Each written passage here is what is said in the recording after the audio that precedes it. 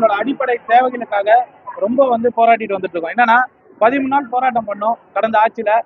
அதுக்கப்புறம் தான் ஆட்சி மாற்றம் ஏற்பட்டு அது ஆட்சி மாற்றத்துக்கு முன்பு, அதாவது எலெக்ஷனுக்கு முன்பு எங்களை திருப்பி அந்த பணியிலே 4வது மண்டலத்தில் 8வது மண்டலம் பணி அமர்த்தினாங்க.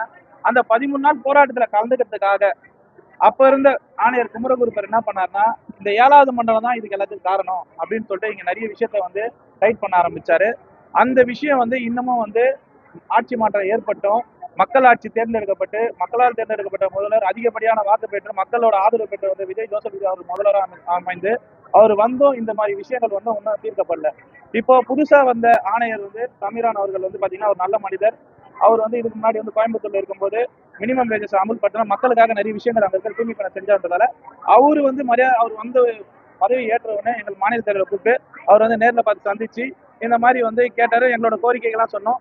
அரசு 12 என்பது அரசு கொள்கை முடிவு. 20 ஆண்டுகளுக்கு மேற்பட்ட பிரச்சனை, இது அரசு கிட்ட பேசலாம், மற்ற எல்லா பிரச்சனையும் கண்டிப்பா கன்சிடர் பண்ணி தரேன்னு சொல்றாரு. குறிப்பா ஒரு 4 எஸ்ஐங்க, திரு அருள் அவர்கள் 93, சிகா அவர்கள் 90, 84 சுபாஷ் அவர்கள், அப்புறம் 80 பகுதி அவர் நாகராஜ் அவர்கள், பாலகுரு 88. இவங்கெல்லாம் என்ன பண்றாங்கன்னா ஒரு குறுகில மன்னர்கள் மாதிரி அரசுக்கு அவப்பேர் ஏற்படுத்துற மாதிரியும் கமிஷனருக்கு அவப்பேர் பெற்ற மாதிரியும் தொழிலாளிய மதிப்பு மரியாதை நடத்ததில்லை.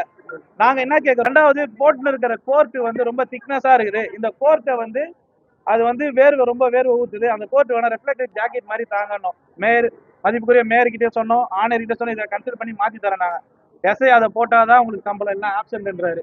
2வது காலையில 7:01க்கு 7:30 வரையும் கையெழுத்துறாங்க. 7 மணி 6:45 7 அதுக்கு மேல வரவங்கள ஆப்சன்ட் பண்ணுவான்றாரு.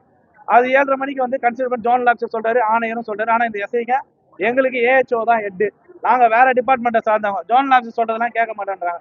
அதே மாதிரி வேலை நேரத்துல அடிப்படுது, நோய்வாய் தோல்வாய் அம்மை போன்ற தொற்று வியாதிகள் பரவுது, அடிப்படு சென்ட்ரல் மீட்ல பெருகும்போது அடிப்படுது. அவங்களுக்கு வேலைக்கு ஒரு கை உடைஞ்சாலும் 4 மாசம் ஆகும் ரெஸ்ட் எடுக்க.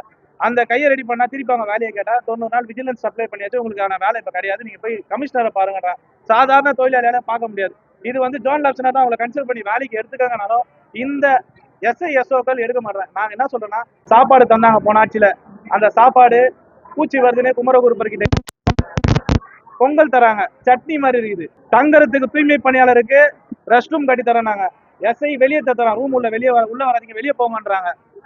ஒப்பனரையும் கழிப்பறையும் கட்டி தராங்க. பல வார்டுல லேடிஸ் மாட்டுறது கிடையாது. மாதவிடாய் காலத்துல பெண்களுக்கு பர்மிஷன் கிடையாது. மகப்பேறு விடுப்பு கிடையாது. ஒரு வீட்டுக்காரர் இருந்துட்டா தமிழ் பண்பாடு படி 16 நாள் வீட்டை விட்டு வெளியே வரக்கூடாது. அதுக்கான சம்பளமும் கிடையாது. எந்த ஒரு அடிப்படை இஎஸ்ஐ பிஎஃப் எதுவுமே கிடையாது. கேட்டா நாங்க ஹோட்டல்ல குப்பை எடுக்கிறோம், காசு வாங்குறோம், திருடாங்க அப்படின்னு சொல்லிட்டு எங்க மேல ஒரு பட்டம் சுட்டுறாங்க. அரசுக்கு அவப்பேர் ஏற்படுத்துறாங்க அப்படின்றாங்க.